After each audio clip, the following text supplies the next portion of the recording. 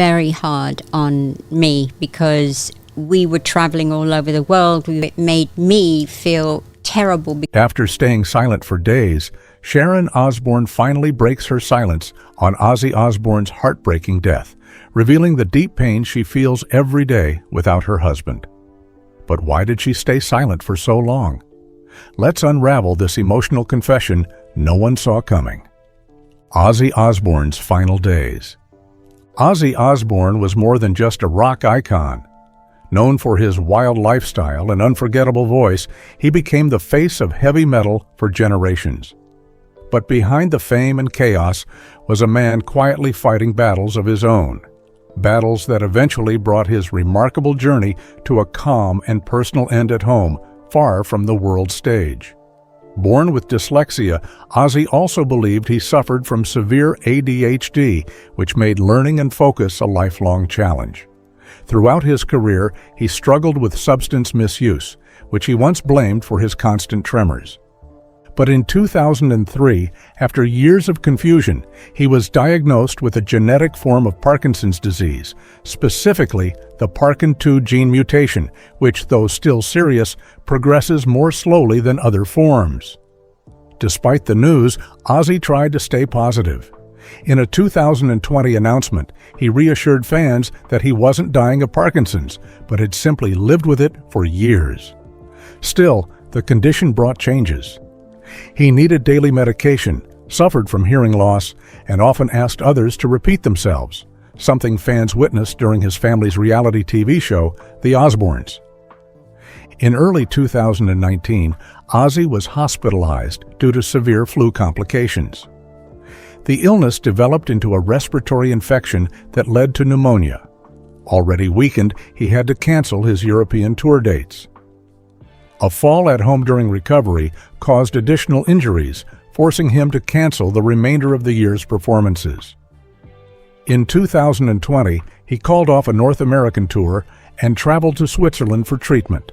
That same year, he revealed he had also developed emphysema. By 2025, the effects of Parkinson's had taken a deeper toll. Ozzy could no longer walk and had lost his ability to speak clearly. Still, he managed to perform one final time, 17 days before his death, at the Back to the Beginning farewell concert, a symbolic end to his life on stage. Ozzy Osbourne passed away peacefully at home in Buckinghamshire on July 22, 2025, at age 76. The official cause of death was respiratory failure due to late-stage Parkinson's complications. His wife, Sharon Osbourne, and children, Amy, Kelly, and Jack, were by his side.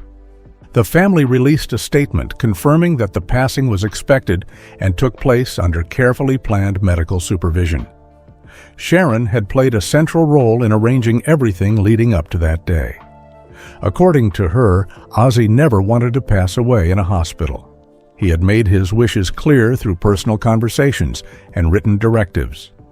Starting in early July, the family began private meetings to coordinate his final care.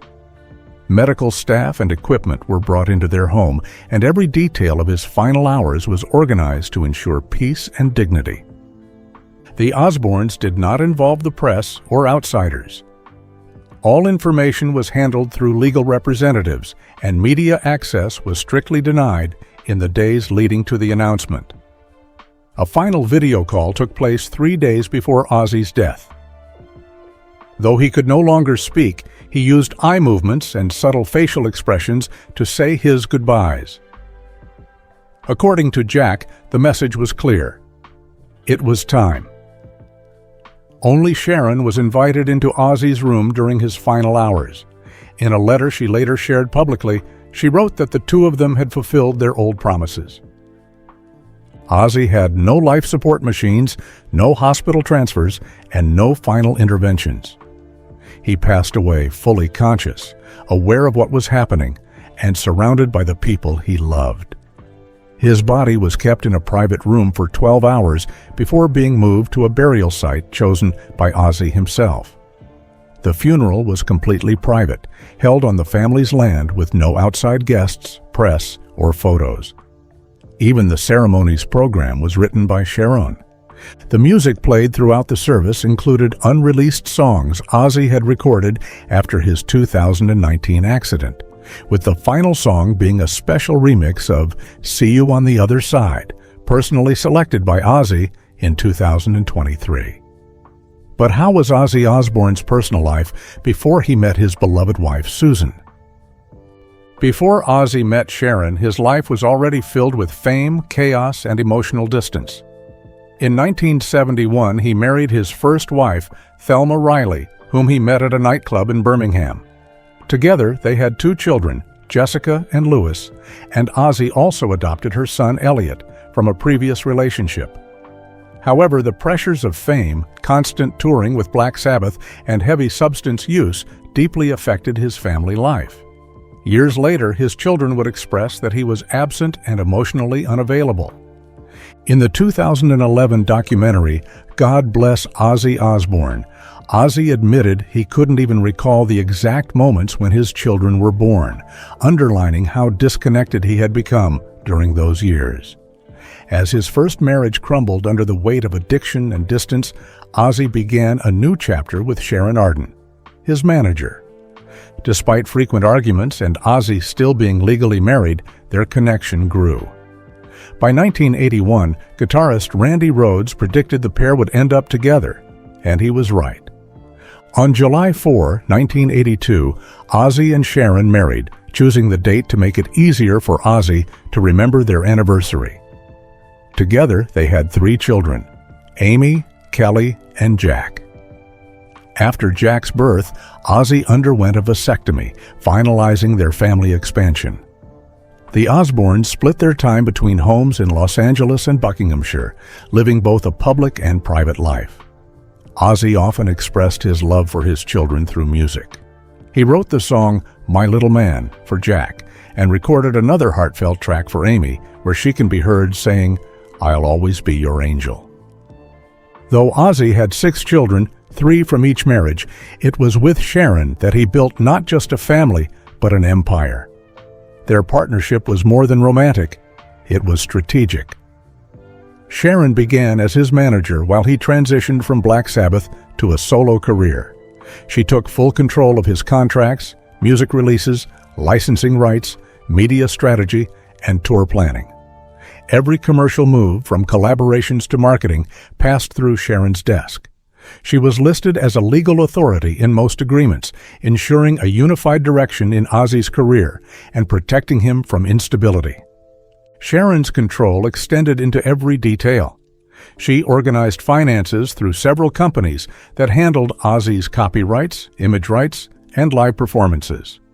She built an infrastructure around him that included health budgeting, risk forecasting, and contingency planning. Even personal matters like their children's education and media exposure were filtered through her control. Public appearances, interviews, and family features were scheduled with precision, aligning with the Osbourne brand and protecting their privacy. Her dual role as wife and manager blurred traditional lines. Sharon handled Ozzy's health records, medical appointments, and insurance matters with the same care she gave to contracts and royalties. When Ozzy's neurological symptoms progressed due to Parkinson's disease, Sharon made sure a specialized care system was set up at home, including rotating medical teams focused on physical therapy, motor rehabilitation, and symptom management. However, even this tightly managed life hit turbulence. Their marriage faced serious strain when news broke of Ozzy's extramarital affair. The betrayal led to a brief separation, and Sharon requested that Ozzy pause all work and performances. He entered a private treatment facility to address his behavior and reassess his personal limits. After completing treatment, he began long-term therapy, a process supported quietly by Sharon and the children. Their reconciliation was not made public at first. Only when Sharon formally announced that the marriage was still intact did professional and family life resume. Ozzy also signed a legal agreement restricting his behavior, limiting social interactions outside the family, placing strict conditions on financial decisions, media engagements, and public appearances. This agreement helped rebuild trust and restore order under clear mutual terms. Kelly and Jack played a key role in reshaping family life during this time. They suggested scaling back public exposure, focusing on medical care, and redistributing responsibilities. Kelly took charge of managing Ozzy's online presence, while Jack focused on protecting his father's privacy in legal and administrative matters. Amy remained more private but offered support as needed. With Sharon back in full control of Ozzy's schedule and decisions, she paused all her independent projects to focus entirely on her husband's health. She organized medical checkups, managed legal matters related to Ozzy's illness, and ensured continuity in all care processes. Every detail, from his diet to his legal identity adjustments, was managed privately under the structure they had both built over decades. This new chapter brought a shift in family roles. Everyone knew their responsibilities and worked together silently to maintain stability. Sharon coordinated every decision, even funeral arrangements and media silence, leading up to Ozzy's final days. Nothing was left to chance. Legally, the marriage never ended. Instead, it was reshaped through firm agreements, written confirmations, and mutual commitment, devoid of spontaneous emotion but filled with structured loyalty. Sharon once stated that nothing was improvised in their relationship. Their love, though tested, transformed into a working system of trust and discipline. After years of managing not just a global music career, but also personal crises, medical challenges, and emotional wounds, she remained Ozzy's anchor. As Ozzy's health declined further, Sharon continued to coordinate everything behind the scenes. The same operational system that powered his music career was redirected toward end-of-life care. Private medical contracts, in-house care teams, and detailed schedules ensured that Ozzy could live his final moments in peace. So how was Osbourne's public life before his marriages? Was he a star, known for peace or chaos? The life of Ozzy Osbourne behind the music. Ozzy Osbourne is one of the most iconic figures in rock history, known not just for his music, but also for his unpredictable and often disturbing behavior. Throughout his life, he battled addiction, was surrounded by controversy, and frequently made headlines for the wrong reasons. Yet behind the chaos was a man who endured more than most, and a wife, Sharon, who helped hold everything together. Before he became a household name for his reality show or as the Prince of Darkness, Osbourne had already gained a reputation that made him both infamous and fascinating. His involvement with Black Sabbath helped define heavy metal, but the dark themes in his lyrics attracted criticism, especially from religious groups. Many accused him of promoting Satanism and being a dangerous influence on young people. Scholar Christopher Mormon compared the backlash against Ozzy to the way occultist Aleister Crowley was demonized in earlier decades. Osbourne did little to silence these claims, especially with songs like Mr. Crowley. But despite the image, Ozzy claimed he was a member of the Church of England and often prayed before going on stage. His outrageous behavior only added fuel to the fire. In 1981, during a meeting with CBS Records, Ozzy, intending to release doves as a peaceful gesture, instead bit the head off one, apparently due to being heavily intoxicated.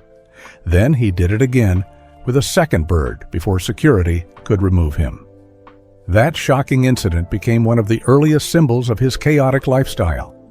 Only months later, in January 1982, a now infamous moment occurred during a concert in Des Moines, Iowa.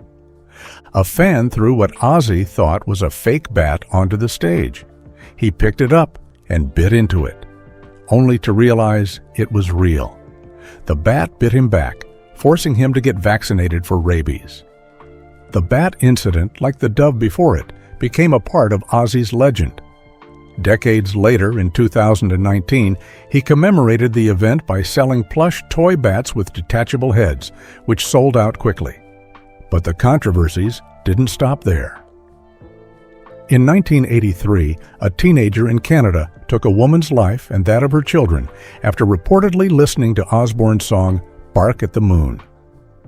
Legal trouble also followed Osbourne over financial disputes. In the early 2000s, former bandmates Bob Daisley, Lee Kerslake, and Phil Soussan filed lawsuits claiming they had not been paid royalties and were denied credit for their work. The cases were dismissed by 2003. Later, management chose to re-record their parts for album reissues, though the original recordings were restored for anniversary editions. Disputes even extended to ownership of the Black Sabbath name. In 2010, Ozzy and guitarist Tony Iommi ended a court battle over the rights to the band's name, agreeing it had always been a business issue, not personal. Meanwhile, Ozzy's substance misuse issues were spiraling. He used alcohol, tobacco, and nearly every substance imaginable, sometimes all at once. By his own admission, he was constantly drunk and high during the height of his fame. He once locked himself in a hotel room for 3 months, consuming substances and alcohol nonstop after being fired from Black Sabbath in 1979. Bandmates and collaborators described the toll his addiction took on everyone around him. Don Airey, Ozzy's former keyboardist, left the band partly because of Ozzy's erratic behavior.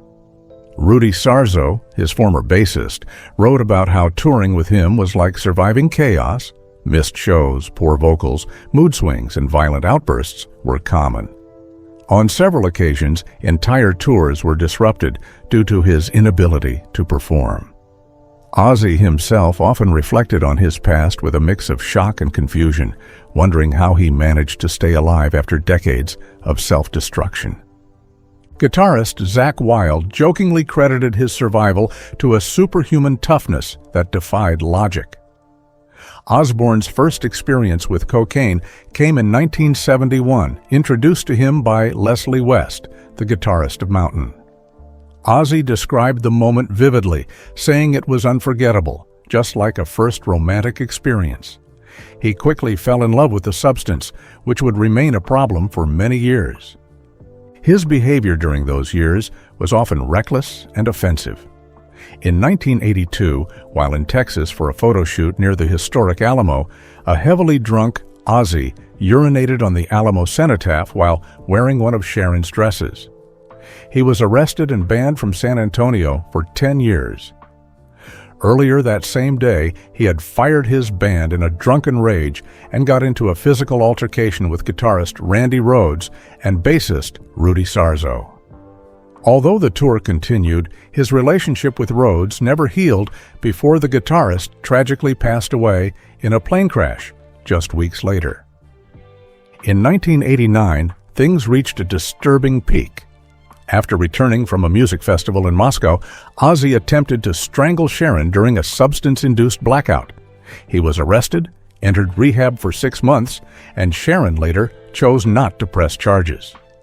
The incident could have ended their marriage, but instead it marked a turning point in Ozzy's long road to recovery. His addiction wasn't just limited to street substances and alcohol. In 2003, he revealed that a doctor had prescribed him thousands of pills, over 13,000 doses of 32 different substances in just 1 year. A long investigation eventually cleared the doctor of wrongdoing, but the episode highlighted just how deep Ozzy's issues went. Despite the constant battles, Osbourne managed to stay sober for long periods in the late 2000s.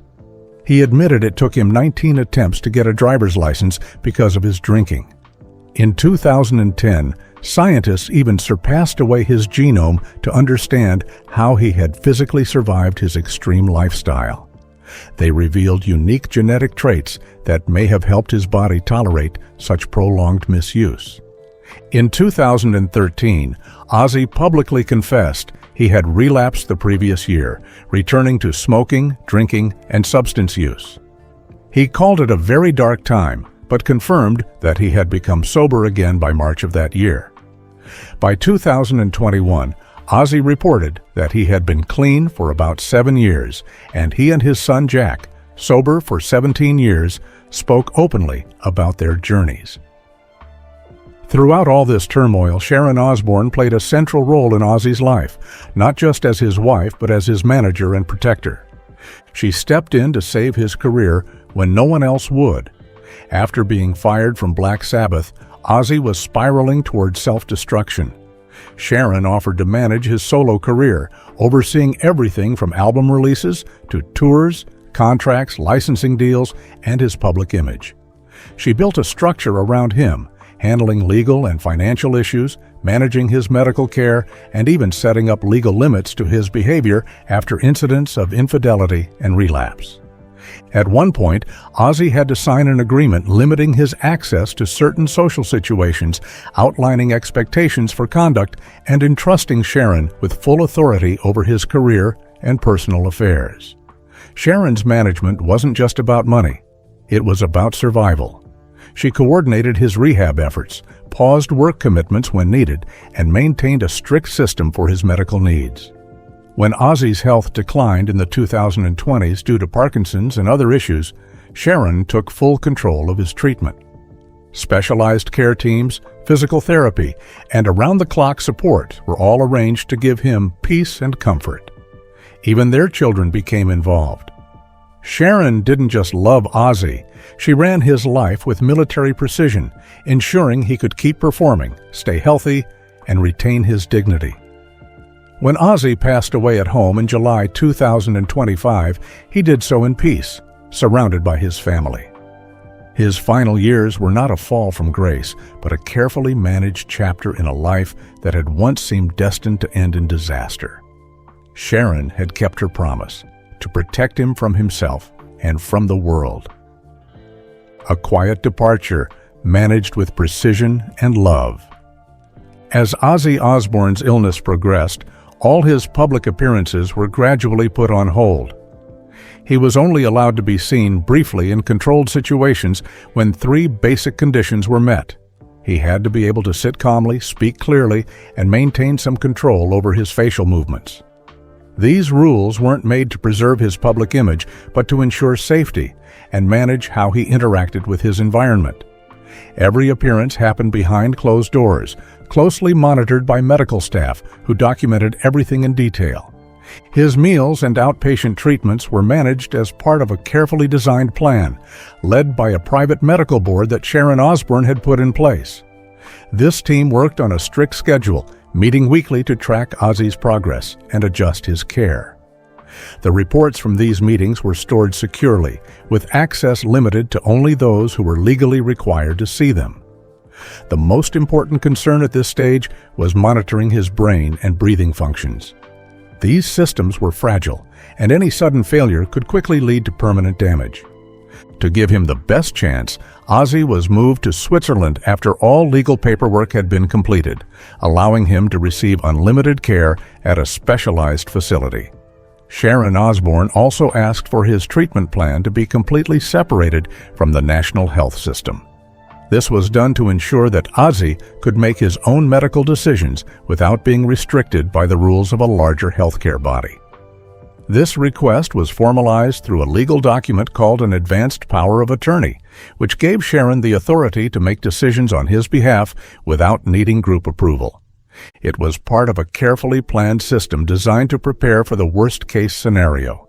As Ozzy's condition worsened, his therapy moved from recovery-focused to simply maintaining comfort. The goal became managing his pain, calming his nerves, and controlling muscle spasms. There was no hope of reversing the effects of the disease by then. Despite everything, Ozzy stayed awake and alert through most of the process.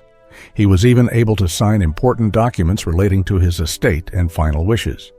His medical team continued working with full attention until the moment his death was confirmed. Every medical file, prescription, and report was encrypted and handed over to the family's legal representative in line with the final procedures. Sharon's role as the primary caretaker officially ended when she signed the final paper confirming that all duties listed under the power of attorney were completed. This marked the end of Ozzy's long and carefully managed end-of-life journey, one that had been handled with precision, patience, and deep care by Sharon over the years. When it came to his funeral, Ozzy's legal documents were processed quietly, without being added to the public records apart from the official death notice.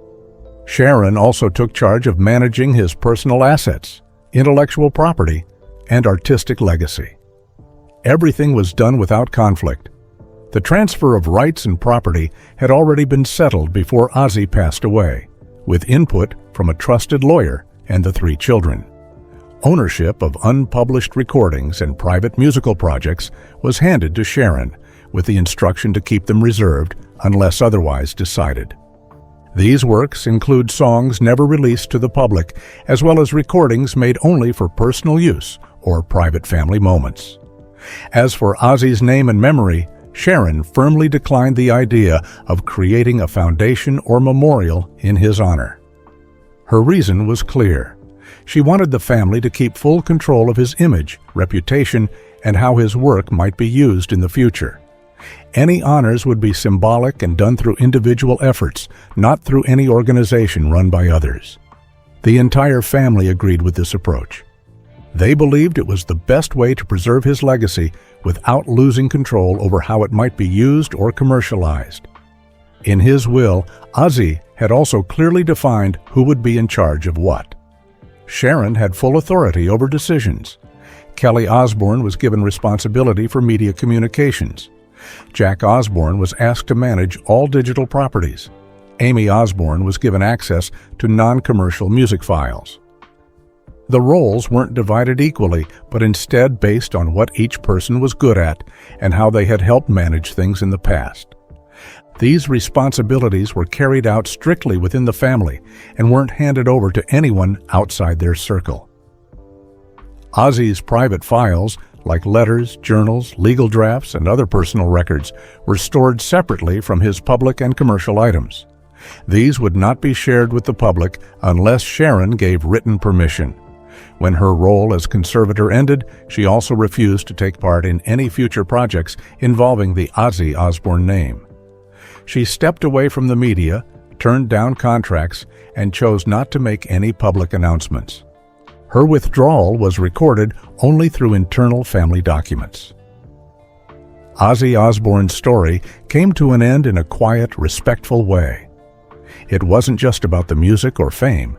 It was about a man who lived and passed on his own terms, with dignity, with family, and with full control over how his legacy would be remembered.